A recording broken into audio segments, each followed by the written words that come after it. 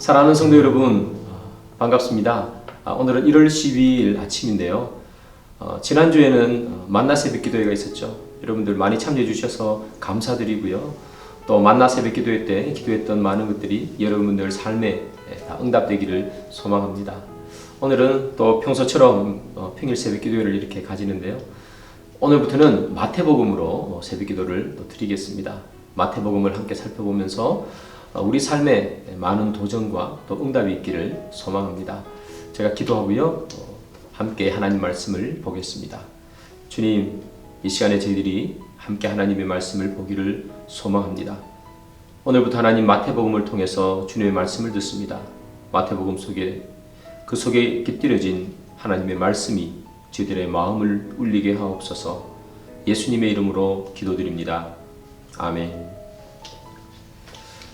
네, 오늘은 마태복음 1장 1절부터 17절까지인데요. 우리 함께 하나님 말씀을 보겠습니다. 아브라함과 다윗의 자손 예수 그리스도의 계보라. 아브라함이 이삭을 낳고 이삭은 야곱을 낳고 야곱은 유다와 그의 형제들을 낳고 유다는 다말에게서 베레스와 세라를 낳고 베레스는 헤스론을 낳고 헤스론은 람을 낳고 람은 아미나답을 낳고 아미나답은 나손을 낳고 나손은 살몬을 낳고 살몬은 라합에게서 보아스를 낳고 보아스는 롯에게서 오벳을 낳고 오벳은 이새를 낳고 이새는 다윗 왕을 낳으니라.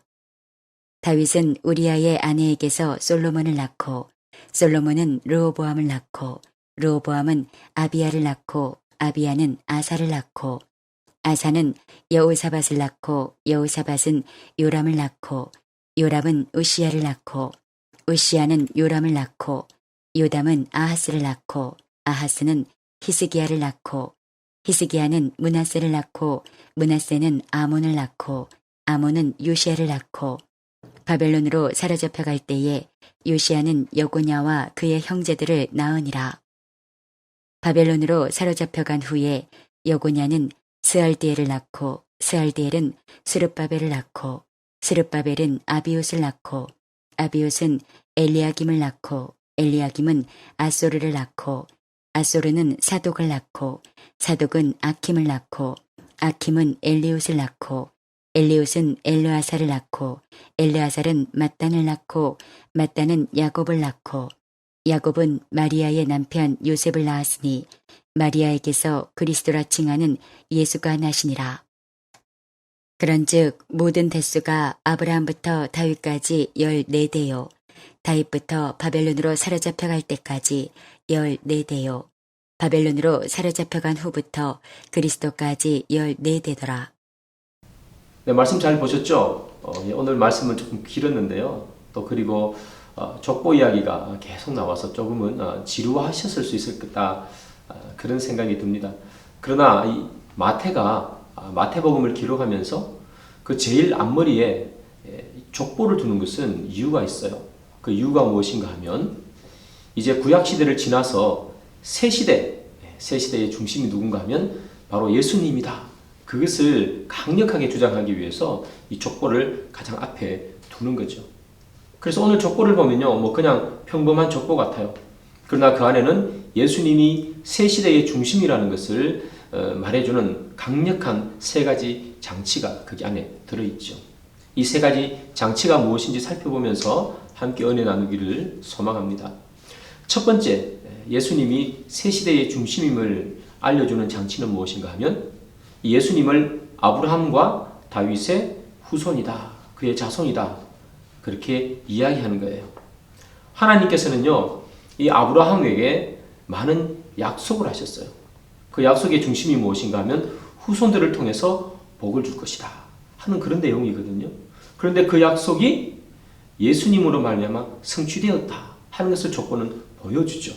갈라디아서 3장 16절이에요. 이 약속들은 아브라함과 그 자손에게 말씀하신 것인데 여럿을 가리켜 그 자손들이라 하지 아니하고 오직 한 사람을 가리켜 내 자손이라 하셨으니 곧 그리스도라. 자, 방금 갈라디아서 어떤 얘기가 있습니까? 이 약속은 아브라함이 자손을 통해서 이야기했다 하는 거죠. 근데 여러분 보십시오.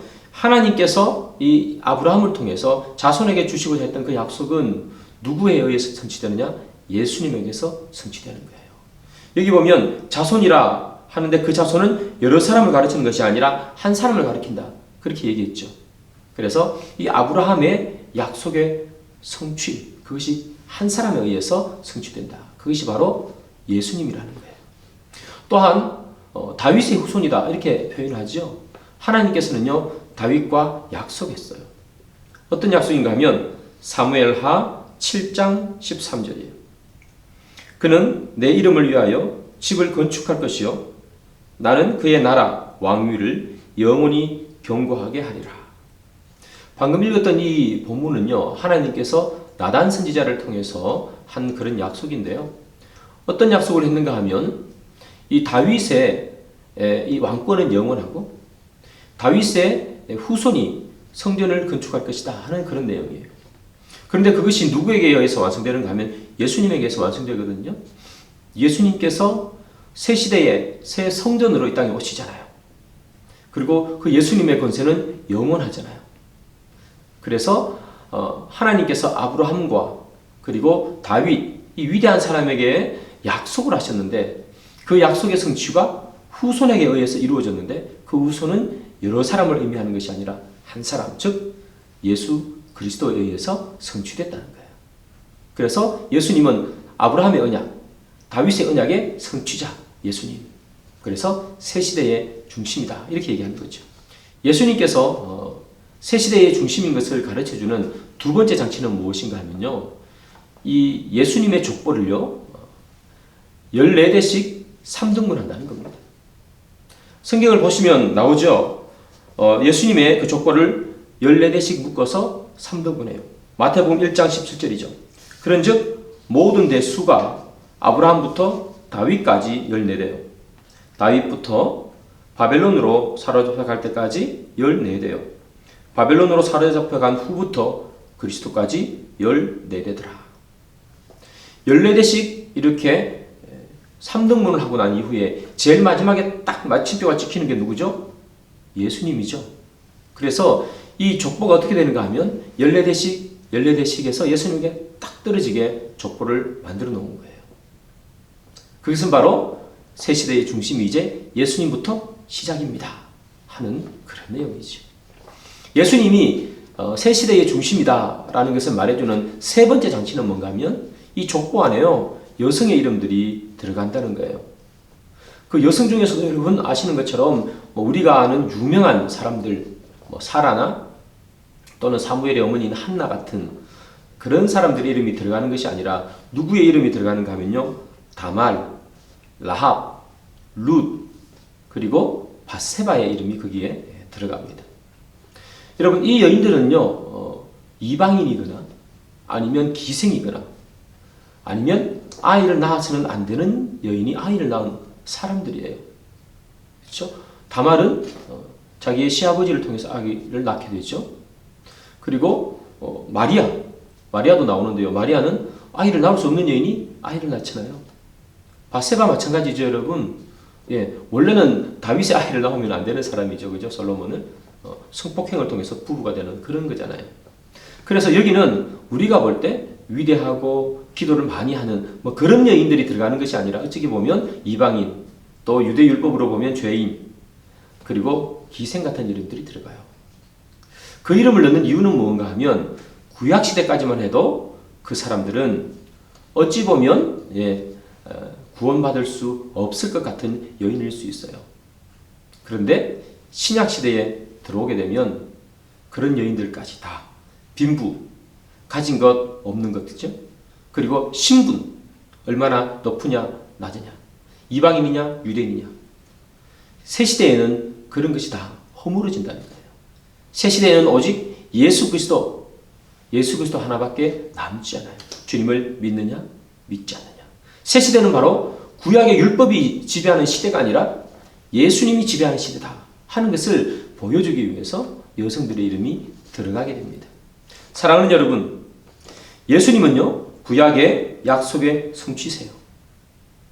그리고 그 구약의 약속의 성취인 그분이 이 세상의 중심이 되는 그런 분이죠. 그래서 마태는 이것을 말하기 위해서 넣어놓은 거예요. 예수님은 새 시대의 중심입니다. 새 시대는 아브라함과 다윗의 약속이 성취되는 시대고, 새 시대는 빈부든 신분의 차이든 그것이 다 구원을 받는데 아무런 문제가 되지 않는 그런 시대다 하는 것을 보여주기 위해서 예수님이 족보에 들어가는 거죠. 근데 여러분, 이 예수님을 족보에 넣어서 새 시대의 중심으로 맞추는데, 그것을 보면 우리가 하나님의 놀라운 계획을 알 수 있죠.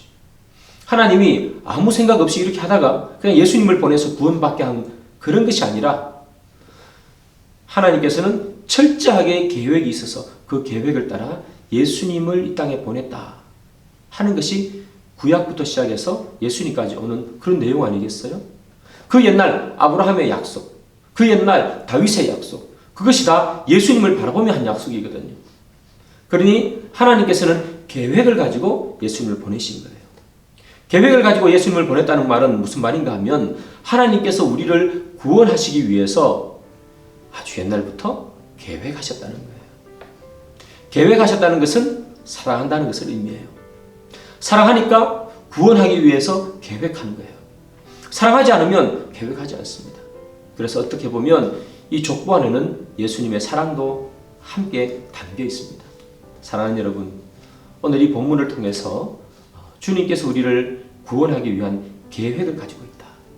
그리고 그 계획이 나도 포함하고 있다 하는 그 사실로 여러분들 많은 위로와 은혜를 받으시는 여러분 되기를 소망합니다.